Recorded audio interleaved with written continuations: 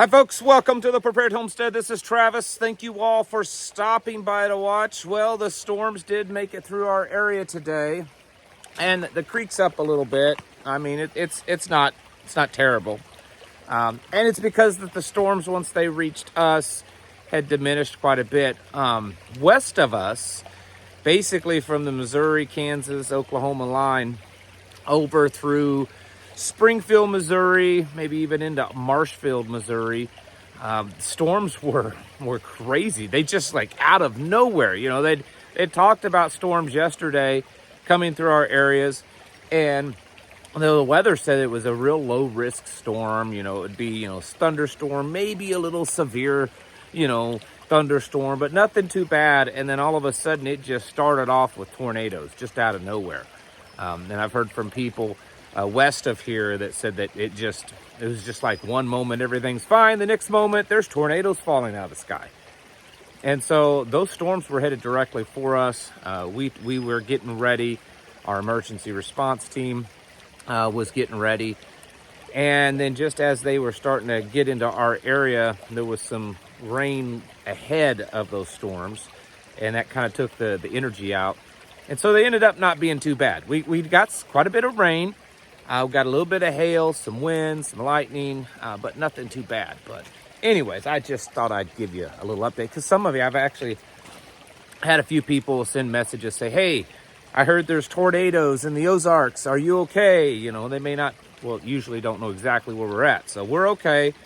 And I've been putting feelers out and haven't really found any damage to speak of yet. I mean, if there is, we'll be on top of it and see if we can be of any assistance. So I just thought I'd give you that. Now, I wanted to talk to you about something. I kind of mentioned a little bit yesterday or this morning or whatever, kind of in passing. It's in the news a little bit, but it's not like top tier news, and I don't think a lot of people are quite realizing the severity of this, of what it might mean for the United States, especially in comparison to what's going on right now in the world. And that is this recent election up in our neighbors to the north, the Canucks. I mean, the Canadians. They elected the most liberal party in their government. They elected the most liberal prime minister that Canada has ever had. And that's saying a lot, comparing him to Justin Trudeau. This guy is way more liberal than Justin Trudeau. Like, Justin Trudeau was like a little boy that was trying to impress the big globalist. This guy is one of the big globalists. He was a governor at the Bank of England, part of the World Economic Forum, and several other big globalist entities. This guy, he's one of the big boys, and now he's in charge. And I personally, I blame Trump. I know some of you are going to hate me for that, but I think so. You know, he made this whole Canadian U.S. thing, not about the liberals that were running Canada, the globalists, but he made it about Canadians. And I think Canadians felt threatened by that. And there's evidence to show that they felt threatened, that their sovereignty as a nation was being threatened by the United States, and so they elected this guy and his party. And that's a shame. Like I said this morning, I have nothing against our Canadian brothers and sisters to the north. Yes, there are some very, very liberal areas, but the truth is there's areas of Canada that's extremely conservative, and it's unfortunate that their government has been run by globalist liberals for far too long. The other thing is that Canada has been our closest neighbor, our closest friend in a lot of ways. No, they don't have a big military, power, but we're a big trading partner with them. It's the one country that Americans can go pretty much freely, and they can come here freely, and there's not really much of any risk. If I travel to Canada, at least in the past, there's hardly any real more risk going to Canada and visiting than most anywhere in the United States. Same in reverse. Mexico, it's not the same way. You have to be cautious in Mexico and many other places. But now things are changing in the sense that we've got this divide between the two nations, and there's also this global trade war. And there's really what the global war is right now. It's not just trade. Trade is, and the tariffs is one little aspect of it. It's a war for global domination. It's what it is. You know, Trump just said a couple of days ago that he's the leader of the United States and the leader of the world. Xi Jinping in China has made statements in the past that their goal is to be the leader of the world, to be the top of the world order. And so what we are watching is a war, albeit Cold War for the most part right now, but a war between the two biggest superpowers for dominance of the world.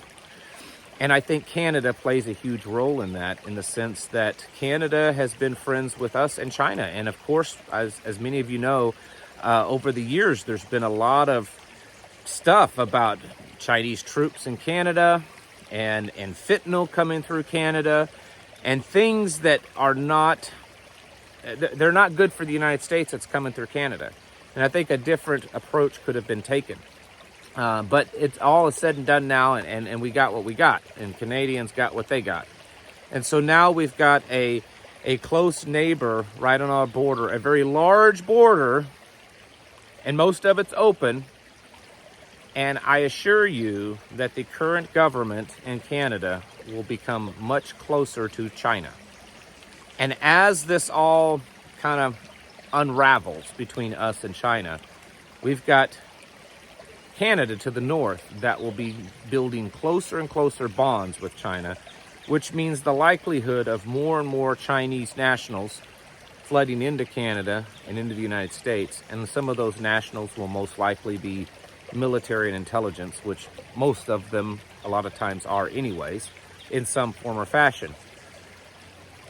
Drugs, weapons, all kinds of espionage and sabotage could easily be flowing through the border with Canada in much, much higher numbers than before. And so this election in Canada, while many of us Americans, you know, kind of roll our eyes and say, man, they got worse than they had now. Now they're going to be even more liberal. Welcome to socialist, you know, Canada, communist Canada. Yep, probably. This guy wants to restrict water access, wants to push all the net zero, Agenda 2030, everything, the most extreme stuff from the UN and World Economic Forum platforms. This guy that's now in charge of Canada has been open about pushing that stuff and about building a closer relationship with China, who is dead set on taking us down. Just in the last several days, there's been more news come out about the BRICS system that China's headed, and that they are definitely trying to develop a payment system and a currency to take down the US dollar in the United States. And so this big trade war that you see on the surface with all the tariffs and you know, diminished, you know, trade and supplies and supplies and all that kind of stuff. There's a little bit bigger picture here, folks, and it's a big battle for who runs things. And I've talked about this before, that on the surface, as Americans, we have convinced ourselves that the person or the entity that's the most capable of that is the United States, and we will continue on running things, especially with this new administration. But I think that would be a little bit hubris to do that, to think that we should be cautious and that we should be preparing ourselves, because I think regardless of who ends up ruling the world, the road to that point is going to be really rough. And this new development with new leadership in Canada, I think is going to make that even worse. I could be wrong. I've been known to be wrong once or twice a day or minute or hour, I'm sure. But I think that this is going to be a much bigger deal than what a lot of people think right now. I think most Americans are just kind of glazing over. Canadians, most of you, probably sick with the outcome of this election. And Americans are kind of rolling their eyes and moving forward. But I think if things continue down the path that we are going for, it will have major repercussions to the United States and to our way of life. And we need to get ready for that. Is this the number one top priority thing happening? No, but this is something that's most likely we will see start happening in the future, and it will go along with the continued war for global domination that is happening. And this battle will go on well past Donald Trump. It started well before he became in office. It's just become more pronounced now. It's more obvious. And China is a big power. In fact, it's estimated that this year China will surpass, their economy will surpass the United States. Now, of course, this trade war may affect that, but if it hadn't, it was estimated that China's purchasing power and trade and GDP would probably surpass, if not equal, the United States. So we're not dealing with small fry anymore, folks. We have to understand that what you think of China might have been what it was 10 years ago, 15, 20 years ago, even 5 years ago. China is a rapidly developing country, rapidly developing. Their military is developing at a speed far faster than our own. In fact, it's our own military, our Pentagon has said that the current state of Chinese military is that it is developing faster than the United States military was developing during World War II. Their technology, everything. And I understand everyone just associates cheap, broken down junk from China, and that's not true on everything. They are producing a lot. Yes, there's a lot of negatives. Yes, their population has been in decline, but I think that's being taken care of. They're doing things now to kind of up that. Yes, their economy, I get it. There's a lot of negatives, but we cannot discount the Chinese as a serious threat. That, along with many other threats, the Muslim threat, and even though it may not be hand in hand with China, the threat of Islam in the United States is weakening us and making it easier for China to come in and to do the things that they're doing. The other threats also. I'm just using that one as an example. And I'm not trying to lessen your patriotism. Trust me, I'm a very patriotic person. You'd probably be hard-pressed to meet someone more patriotic than myself. But to me, patriotism isn't just blind allegiance to something. It's recognizing when what you love is weakened and to do what you can to either strengthen it or to prepare for its demise. And you can choose what you want to do of those two or another option. But the fact is that America has entered, and it's been for a while now, I think now it's just becoming very obvious, a period of great challenge to its place in this world. And it's uncertain right now if it's going to retain that.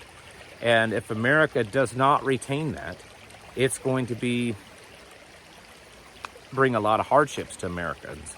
And even if America does retain that position, I still think that there will be a lot of hardships for Americans. So you need to be getting yourselves ready in the short term, because there's some short-term immediate things that are happening, but also long-term. I think that folks like myself were probably the last complete generation that saw America in its greatness, and it's diminished since after every generation. And the next generation that's to come along, it may see America completely, at least in many ways, diminished completely. I don't know. I don't want to think that way. I wish it weren't so. But